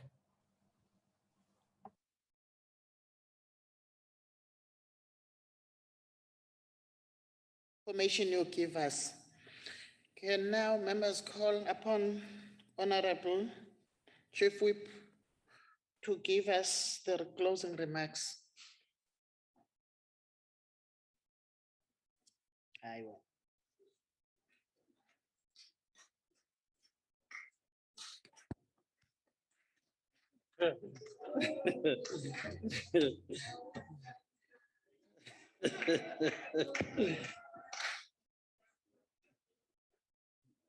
Thank you very much, Honorable Chairperson. And let me recognize also the Chairperson of the NCOP, Ndate Masondo, and the Deputy Chair. The Deputy Chair just left the House and asked Mendongeni to take care of the last session of this important briefing. Let's recognize the Deputy Minister, Dr. Mohaule, for spending more time and dedicating attention to this very important issue that we're discussing today. And I must say that members, that the fact that tomorrow as well, we've scheduled a very important subject for debate on teenage pregnancy and what exactly we need to do as a country to deal with these kind of challenges. It's quite important for the National Council of Provinces to have set aside these discussions. There is a linkage with the discussion, of course, tomorrow. Members have already pointed out some of the conditions that are prevailing in their localities, in various areas in our provinces that are impacting negatively for attendance. Now, honorable members, the COVID-19 pandemic has wreaked havoc across the world. Like any other critical sector of society, education has been hit hard by the pandemic, and the pandemic has severely disrupted learning patterns and systems across the world. It has also caused incalculable damage to household income and forced many households to put education right at the bottom of their survival. It is estimated that over 102 countries around the world ordered nationwide lockdown, resulting in the total shutdown of schools due to pandemic. According to the United Nations Educational, Scientific and Cultural Organization, UNESCO, over 800 million learners from around the world have been affected. In a recent study, UNESCO also found that 1 in 5 learners cannot attend school. 1 in 4 cannot attend higher education classes because of no access to necessary ICT tools like computers and data. Honorable Chair, according to a report by the Zero Dropout campaign, most schools in South Africa have seen absenteeism rise from the average of 2% to between 10% and 25% when school reopened in after the first lockdown in 2020. The sad reality is that the pandemic has affected the poor and marginalized more. While we welcome the response by the department to manage the impact of the pandemic on school, especially learning patterns, the reality is that the pandemic exacerbated the impact of poverty, unemployment, development and lack of facilities in poor and rural areas. Rotational attendance, sporadic school closures and days off for some grades have resulted and created a space for learner dropout. I think all of us are witness to these situations. We do have learners, children in our own homes, in our own communities, and even the current interaction that we have had, because we should not just take the recent election process as just was but it has revealed very glaring situation in our communities as we're doing door to door, coming across learners that are no longer at school. I think that really should reinvigorate us as members of parliament to ensure that we strengthen the resolve for children to return at home, to school. And some members have made very important suggestions. I think Bahar says earlier that rounded interventions that include even sporting activities should be attended to. We need to attend to those issues that members have pointed out, that vandalism, which is the order of the day, which is linked to substance abuse, people grabbing anything to sell, learners, we really need to deal with those things. We came across such situations where during rotation, those that are not in class goes closer to learning centers to play music and so forth, and disruptions. So there are a number of things, and that impacts on the culture of learning and teaching in schools that we really need to mount a campaign to respond to these issues that have been highlighted. It is clear that despite various legislative interventions to address the challenge of school dropouts, a large number of children continue to drop out of school. While we recognize the dire impact of COVID-19 pandemic, it is clear that we need to build rigorous resilience from our schooling system to manage and reduce the school dropout rate. The reality is that if we want to continue on our national path to ensure redress of previous historical imbalances in our society, we need to get each and every learner back to class. We need to accelerate the implementation of comprehensive national dropout management and prevention plan to thoroughly respond to the crisis of school dropout. We need to make school dropout a national priority. For us as public representatives, the number that the deputy minister has highlighted, 200,000 school dropout, makes us uncomfortable and extremely concerned. It calls on all of us to wage a concerted battle to take each child back to school. Former President Nelson Mandela once said, education is the most powerful weapon which can change the world.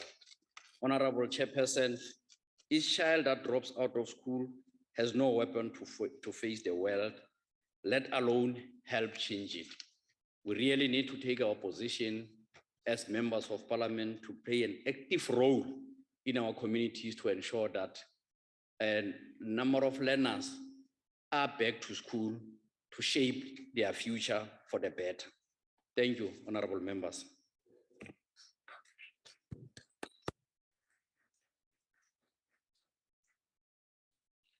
Thank you, Chief Whip.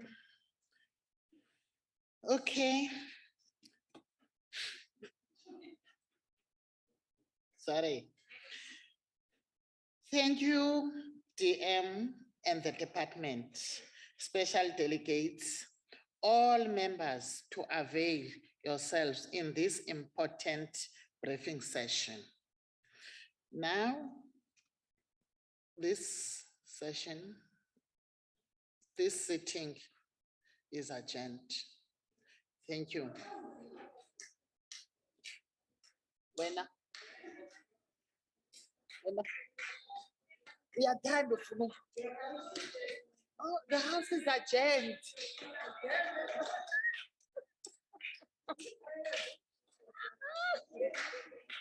Thank you, Chair. Thank you, Chair. Thank you, Hey. thank you, Thank you, Chair. Thank you. Thank you,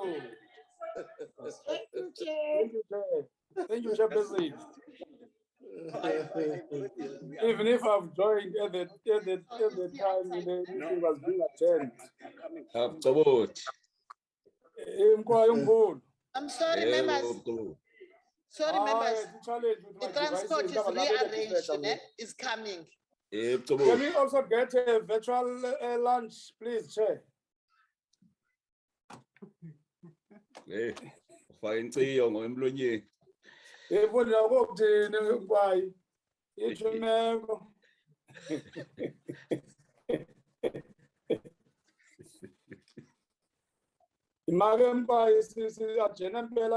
For today.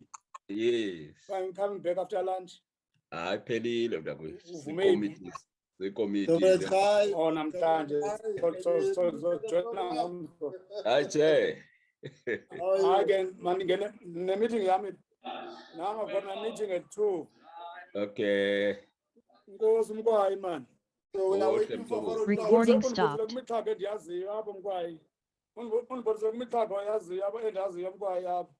Sendlela